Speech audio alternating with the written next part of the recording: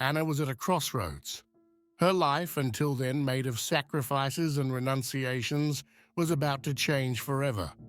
But what awaited her was shrouded in a shadow of mystery. If you don't want to miss our next stories, subscribe to the channel and enjoy this story. I wish you a good viewing.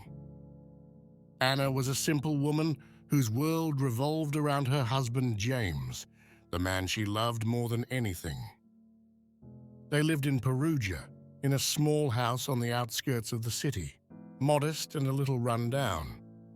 But for them, it was a safe haven, the symbol of a life built together. James was a kind man of few words who worked hard to support his family, while Anna took care of the house and cleaned offices and banks to make ends meet. Every day, Anna went to the local bank where she scrubbed floors and polished desks, all with an invisible dignity. Their life was marked by a routine made of small gestures of love, a hot coffee in the morning, a caress before bed, and smiles shared despite the difficulties. They didn't have much, but Anna just looked at James and felt rich. Then, suddenly, tragedy struck.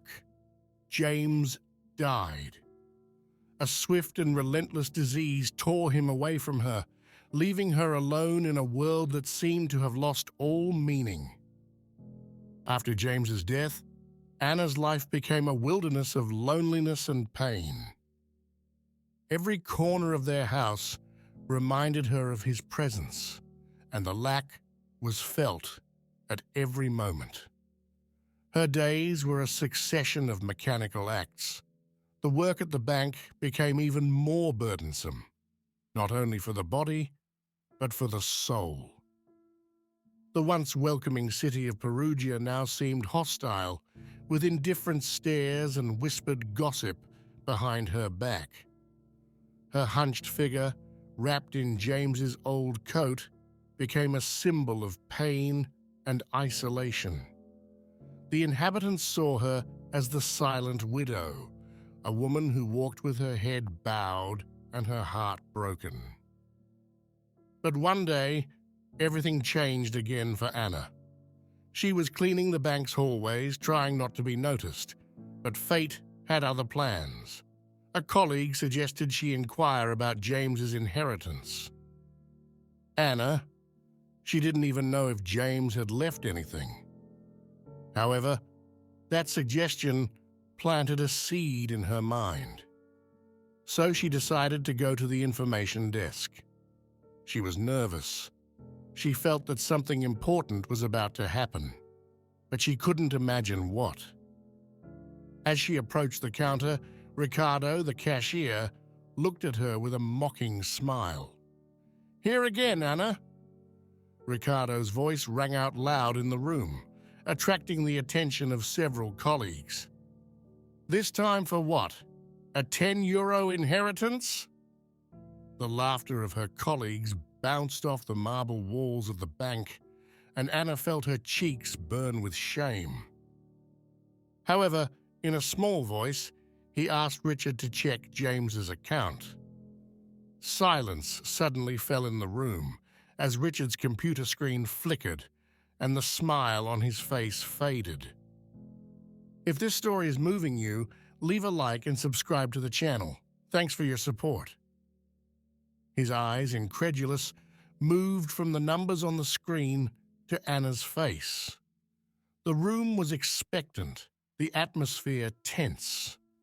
Anna didn't know what was happening, but she sensed that something extraordinary had emerged. "This is James's inheritance?" she asked. Ricardo couldn't believe his eyes. The amount in the account was mind-boggling. Millions. A figure that would change anyone's life. Anna, who until that moment had been laughed at and underestimated, now found herself having to face a new reality. James, who had never flaunted his wealth, had left behind a secret that would turn Anna's life upside down. James's legacy came from a family he chose to leave behind. This discovery was a blow to Anna, who felt lost in the face of a future as uncertain as it was full of possibilities. She didn't know what she would do with her unexpected fortune, but she was certain she wanted to honor James's memory in a way that reflected her values and their love.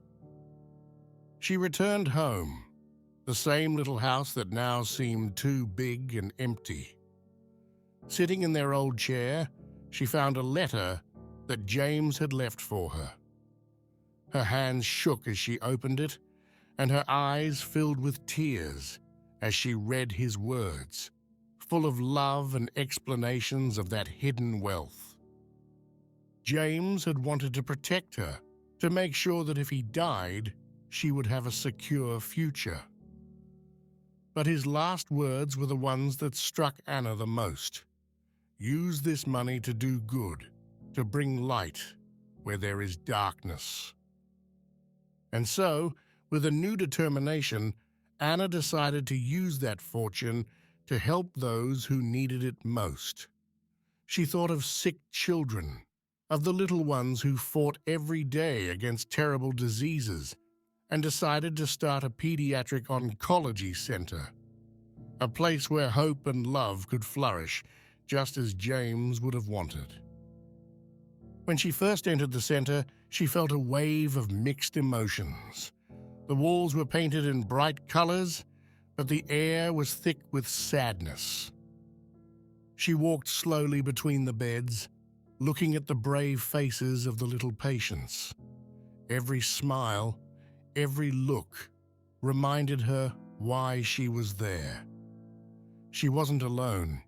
She felt James beside her, like a reassuring presence that whispered to her that she was doing the right thing.